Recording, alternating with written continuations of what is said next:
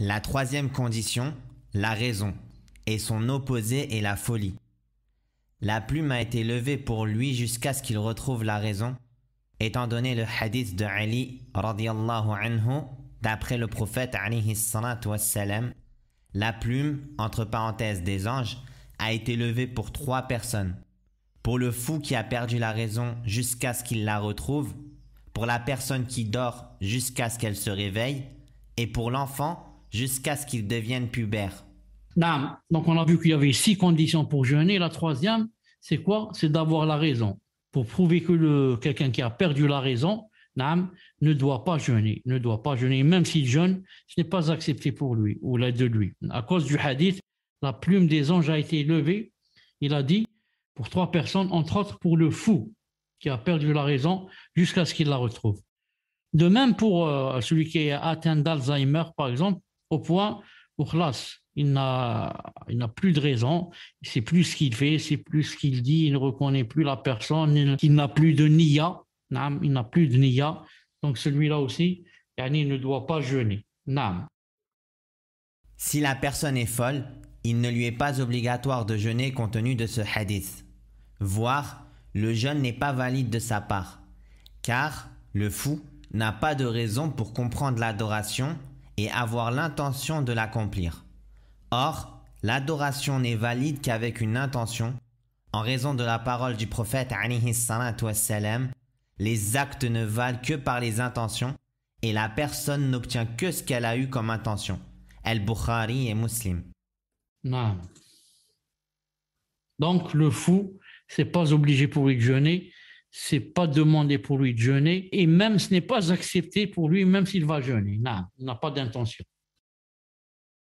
De même que la personne âgée, le vieillard, atteint par le délire et dont le discernement est aboli, entre parenthèses comme l'Alzheimer, Allah Ta'ala a dit وَمِنكُم مَّن يُرَدُّ إِلَىٰ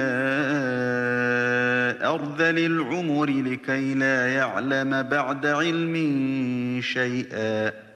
Tel parmi vous sera reconduit jusqu'à l'âge le plus vil, de sorte qu'après avoir su, il arrive à ne plus rien savoir. An-Nahl, verset 70. De même que le prophète, sallallahu alayhi wa sallam, disait souvent « Je me réfugie auprès de toi que je sois reconduit jusqu'à l'âge le plus vil. » Subhanallah al-azim. ومنكم من يرد إلى أرذل العمر لماذا؟ لكي لا يعلم بعد علم شيئا. Il y en a parmi vous, c'est-à-dire, vous serez, vous tous, quel parmi vous, c'est-à-dire vous tous, vous serez reconduits jusqu'à l'âge le plus vil. Tous, ça veut dire ceux qui vont vivre, bien sûr, il y en a qui vont mourir à l'âge jeune. De sorte que chaque personne qui va vivre jusqu'à l'âge le plus vil va être vraiment âgé, de sorte qu'après avoir su, il arrive à ne plus rien savoir. Sauf plus la personne prend de l'âge, plus la personne, plus son cerveau commence à faiblir, la raison commence à faiblir, jusqu'à commencer à oublier petit à petit, jusqu'à ce que la personne, c'est comme si elle venait de naître. Elle ne sait rien, rien. Elle ne sait pas que ça s'appelle un stylo, ça s'appelle un coussin, celui-là s'appelle Mohammed, c'est rien. Subhanallah, il arrive à ne plus rien savoir. C'est pour ça que le prophète disait, alayhi salam, je me réfugie auprès de toi, ya Allah, que je sois reconduit jusqu'à l'âge le plus vil. Si la personne va être reconduite jusqu'à l'âge le plus vil, jusqu'à ne plus savoir ce qui se passe autour d'elle, jusqu'à faire ses besoins sur elle-même, avoir besoin des gens pour lui faire des couches, des gens pour lui donner à manger, des gens pour... il devient un problème pour lui-même et un problème pour les autres, même pour les plus proches. C'est pour ça qu'il dit, ya Allah, je me réfugie auprès de toi, que je sois reconduit jusqu'à l'âge le plus vil. Allah Azza wa Jal lui a exaucé son vœu, et il est mort sallallahu alayhi wa sallam à l'âge de 63 ans, très lucide, avec une raison, alhamdoulilah, parfaite, et une lucidité comme pas deux. Alhamdoulilah, ya Rab. Il faut reconnaître qu'il devient un malheur, même pour les gens les plus proches de lui. Dans une telle situation, il ne lui est pas obligatoire de jeûner.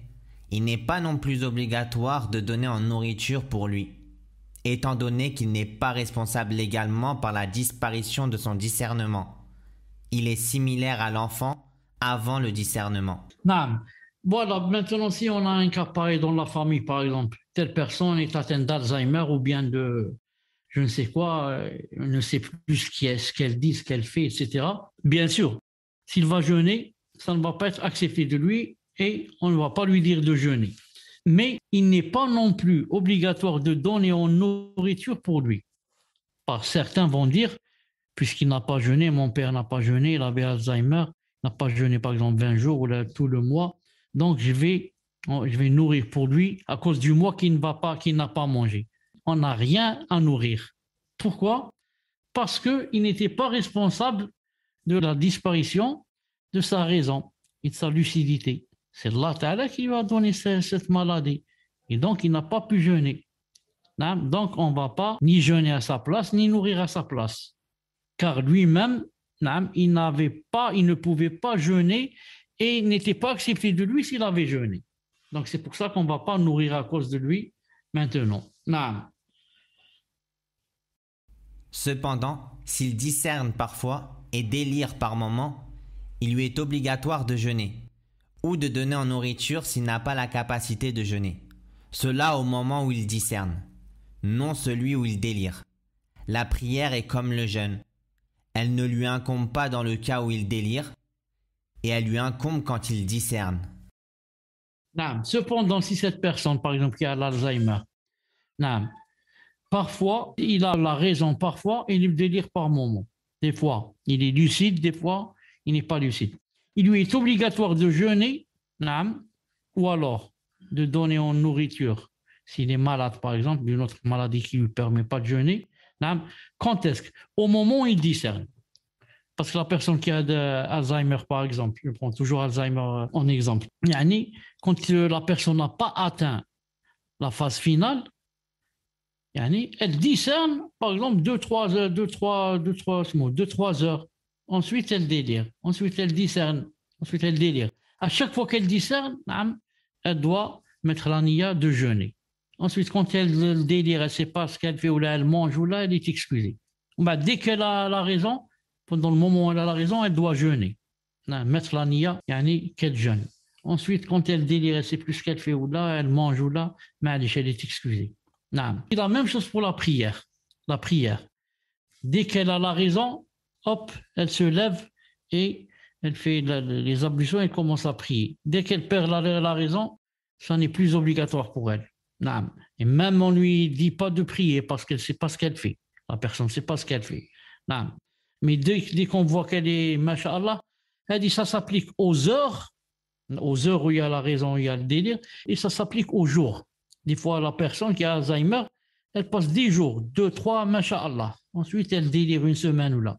Ensuite, un jour ou deux, masha'Allah. C'est dans ces jours où elle est, masha'Allah, que ça lui incombe de jeûner et de prier. Dans les autres jours, ça ne lui incombe pas. À retenir. Le jeûne obligatoire est de 3 catégories. A. Le jeûne dont l'obligation dépend du temps, mois de Ramadan. B. Le jeûne dont l'obligation dépend d'une cause, le jeûne des expiations. C. Le jeûne dont l'obligation dépend de la personne elle-même, le jeûne du vœu. Pour que le jeûne de Ramadan soit obligatoire, il faut que la personne soit, premièrement, musulmane, deuxièmement, pubère, troisièmement, dotée de raison, quatrièmement, capable physiquement, cinquièmement, résidente, sixièmement, exempt de tout empêchement. Pour que la chose s'ancre, je la répète, sauf pour que le jeûne soit obligatoire, il faut que la personne soit première musulmane, pubère, dotée de raison, capable physiquement, résident, exempt de tout empêchement.